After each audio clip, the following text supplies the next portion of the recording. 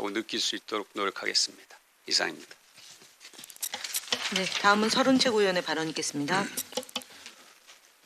어제 검찰 공정수사 촉구 특별위원회 첫 회의를 가졌습니다.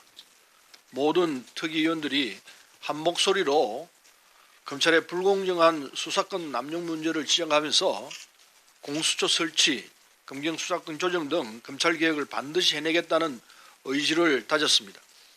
첫 일정으로 김기현 전 울산시장 측근 비리 사건 등 공정수사 촉구 간담회를 오늘 오후 개최하기로 했습니다. 그러나 유감스럽게도 강남일 대검찰청 차장이 수사 중인 사건이라는 이유로 불참을 통보해왔고, 이에 따라서 임호선 경찰청 차장도 불참 의사를 밝혔습니다. 강 대검차장은 최근 국회에서 여야 의원들을 개별적으로 만나 수사 관련 해명을 한 바 있는데, 이런 개별 면담엔 응할 수 있고 특위 공식 요청엔 응할 수 없다는 데 유감을 표명합니다. 오늘 오후 특위에서 대책을 논의할 것입니다. 특위에서 검경을 함께 출석시켜 김기현 전 울산시장 측근 비리 사건의 사실관계를 파악하려는 것은 검찰의 소위 청와대 하명수사 프레임이 이 사건에서 출발하고 있는 만큼 김기현 전 울산시장 측근 비리 사건의 진실을 파악하는 것이 중요하기 때문입니다. 김기현 전 울산시장 측근이 지역 레미콘 업체와 유착됐다는 이 사건에 대해서는 경찰이 기소 의견으로 송치한 반면에 검찰은 무혐의 처분을 내리는 등 경찰과 검찰이 증거 유무, 법리 적용 등을 넣고 곳곳에서 충돌한 바 있습니다. 하나의 사건을 두고 수사기관인 경찰과 검찰이 각각 다른 판단을 내린 것입니다. 경찰과 검찰 어느 쪽이 정치적 고려 없이 법과 원칙에 따라 공정한 수사를 한 것인지 들여다볼 필요가 있다고 봅니다.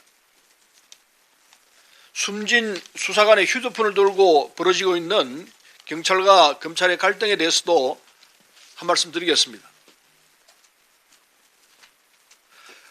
변사사건 사망 원인 수사 주체는 경찰입니다.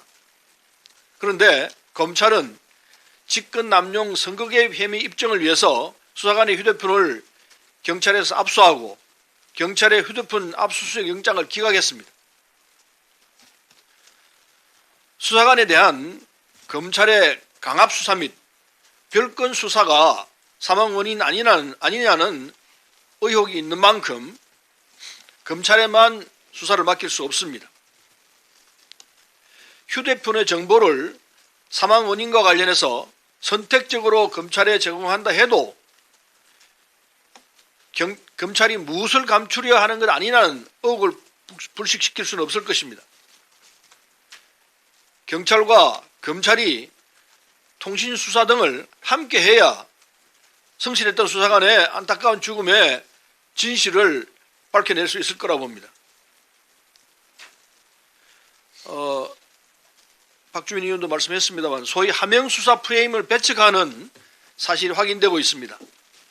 이미 2014년부터 건설업자의 연이은 진정으로 지역 사정기관에 김기현 전 시장 측근 비리 관련 소문이 하다했다는 사실, 또 송병기 부시장이 청와대에 비리 의혹을 제보했다는 2017년 10월에 경찰은 이미 김 전 시장 일가 비리 의혹에 대해서 수사를 벌이고 있었다는 사실, 이 등등은 청와대와 무관한 수사였다는 것이 하나둘 밝혀지고 있습니다. 다시 한번 강조합니다. 김기현 전 울산시장 측근 비리 사건의 팩트가 무엇인지, 검경 수사는 공정했는지를 파악하는 것이 진실에 다가가는 가장 빠른 길입니다.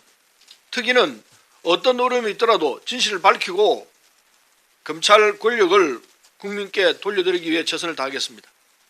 이상입니다. 네, 다음은